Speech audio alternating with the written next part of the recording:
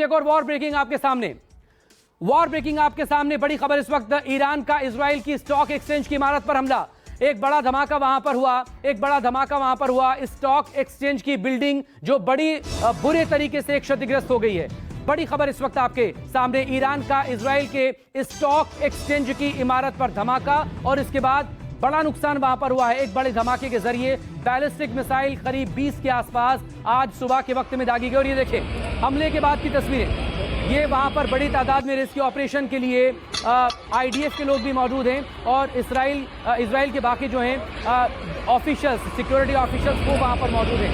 ये तस्वीरें उस रेस्क्यू ऑपरेशन को दिखा रही हैं और सामने ये बड़ी सी बिल्डिंग, ये दरअसल स्टॉक एक्सचेंज की बिल्डिंग है। ये देखें ये स्टॉक एक्सचेंज की बिल्डिंग थे और इसमें जब धमाका हुआ तो शीशे आप ऊपर से लेकर नीचे तक देखें, पूरी तरह से जो शीशे थे वो चकनाचूर हो चुके हैं। नीचे बड़ी तारीफें ये स्टॉक एक्सचेंज की बिल्डिंग जो कि तेल अवीव में मौजूद है और इसी को निशाना बनाते हुए दरअसल ये अटैक किया गया तेल अवीव इजराइल में।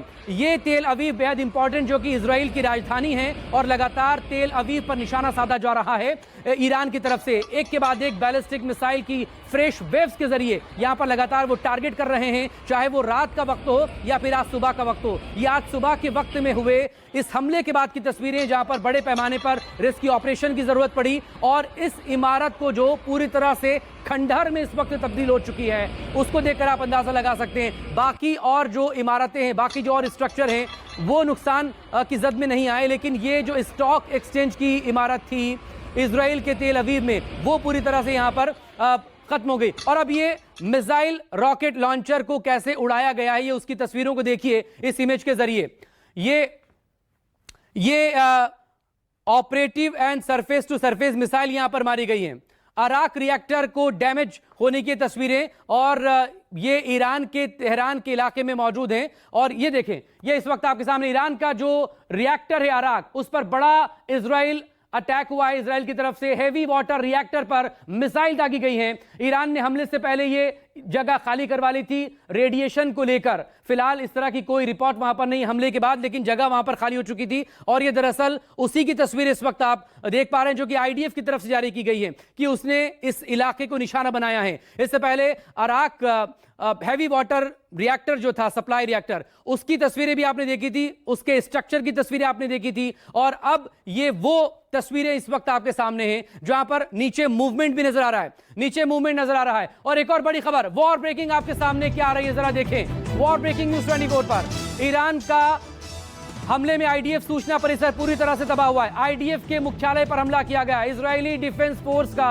जो सूचना परिसर था, इंफॉर्मेशन एरिया, वो पूरी तरह से डैमेज। ये देखें तस्वीरें, अब वो तस्वीरें भी आपके सामने। ये इजराइल के आईडीएफ यानी कि इजरायली डिफेंस फोर्स के इमारत का वो हिस्सा है जो सूचना परिसर था, इंफॉर्मेशन जहां से पूरे कलेक्ट की जाती थी। इससे पहले मोसाद, आपको याद होगा, मोसाद की इमारत को ईरान ने टारगेट किया था और उसे पूरी तरह से खत्म कर दिया था। सबसे खतरनाक खुफिया एजेंसी मानी जाती है मोसाद, और पिछले दिनों ईरान में तेहरान से लेकर अलग अलग जगहों पर जो अटैक हुए उसमें मोसाद की अहम भूमिका थी। और ये दरअसल इंटेलिजेंस की जो इमारत थी, खुफिया विभाग की जो इमारत थी, ये उसको अब निशाने पर लिया गया। यानी कि पूरी तरह से ईरान अब बदला ले रहा है उन तमाम हमलों का जो कि इससे पहले तेहरान और तेहरान के अलावा तमाम जो न्यूक्लियर साइट को पिन पॉइंटेड टारगेट इजराइल की तरफ से किया गया था, उसके फाइटर जेट ने जिन्हें टारगेट किया था। तो अब यहाँ पर खंडहर में तब्दील इस पूरे परिसर को, इस पूरे इमारत को आप देख सकते हैं। वहां पर भी रेस्क्यू ऑपरेशन के लिए लोग पहुंचे, डिफेंस के सिक्योरिटी ऑफिसर्स वहां पर पहुंचे हैं। और एक और बड़ी खबर वॉर ब्रेकिंग आपके सामने, एक और वॉर ब्रेकिंग। सबसे पहले संजीव आपसे बात, दिन के वक्त में फ्रेश अटैक्स लॉन्च किए गए हैं और उसके बाद जो तस्वीरें आई हैं, चाहे वो तेल अवीव में मौजूद इजराइल का स्टॉक एक्सचेंज हो, अस्पताल हो या फिर इंटेलिजेंस की इमारत हो, सब तरफ ये खंडहर और मलबे में तब्दील होता हुआ यहां नजर आ रहा है। तेल अवीव आधा खंडहर हो चुका है। शायद किसी ने या इजरायलियों ने सपने में भी नहीं सोचा होगा। बिल्कुल ऐसा ही रहा होगा क्योंकि तेल अवीव अभी तक जिनसे लड़ रहा था उनसे वो जीत रहा था। और जहां तक ईरान के प्रॉक्सीज का सवाल है, वो तमाम प्रॉक्सीज जिनसे वो अभी तक जीतता है, चाहे वो हिजबुल्लाह हो, हमास हो या हुथीज हो, वो इस स्थिति में तेल अवीव को नहीं ला पाए थे। लेकिन ये तो तमाम लोग एक ऐसे प्रतिनिधि के तौर पर लड़ा करते थे ईरान के, जो कि उतने मजबूत नहीं थे। ईरान तो एक देश है, संप्रभु देश है, और जाहिर है कि उसकी अपनी ताकत है। ईरान बहुत बड़ा मुल्क है और उसके पास अपनी जो मजबूत ताकत है, उसके सामने इजराइल अगर उसके पीछे अमेरिका नहीं है तो जाहिर है कि वो कुछ नहीं है। लेकिन ऐसा लग रहा है कि अब सरफरोशी की तमन्ना वाली बात जो है वो बांध ली है ईरानियों ने।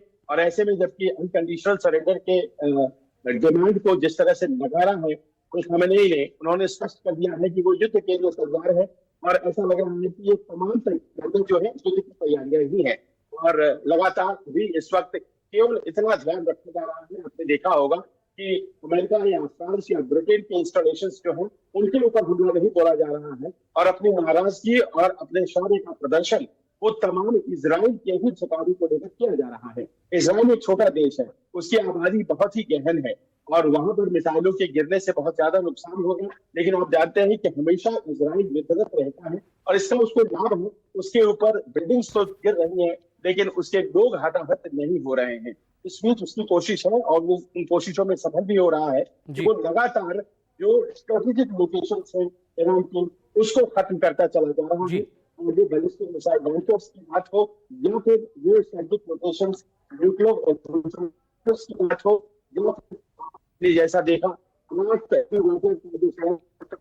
जो कि बगल में पास ही को सपना करता था। ठीक है, थोड़ी सी कुछ आवाज आपकी बहुत साफ मुझे मिल नहीं पा रही संजीव। मैं दोबारा से आपके पास लौटूंगा, लेकिन